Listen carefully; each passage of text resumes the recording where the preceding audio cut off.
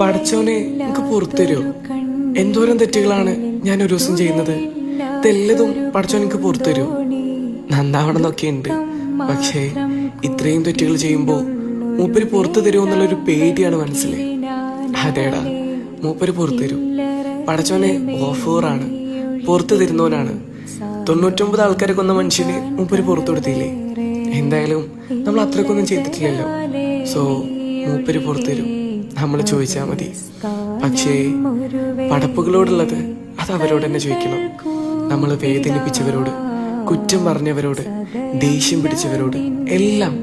കാരണം പടച്ചോൻ ക്ഷമിച്ചാലും പടപ്പുകളുടെ പൊരുത്തില്ലാതെ മൂപ്പര് മുന്നിൽ ചെന്നിട്ട് ഒരു കാര്യമില്ല. പരിശുദ്ധമാക്കപ്പെട്ട റമദാൻ വരികയാണ്. എല്ലാരോടും ക്ഷമ ചോദിക്കി, പൊരുത്തപ്പെട്ട് തരാൻ പറയും. ഇനി നിങ്ങൾക്ക് പറയാൻ വേണ്ടിയാണെങ്കിൽ ഈ വീഡിയോ അവർക്ക് അയച്ചു കൊടുക്കി. നിങ്ങൾക്ക് വേണ്ടി ഞാൻ ചോദിക്കാം. എടാ, പരിശുദ്ധമാക്കപ്പെട്ട റമദാനെ മുൻനിർത്തി ചോദിക്കുകയാണ്.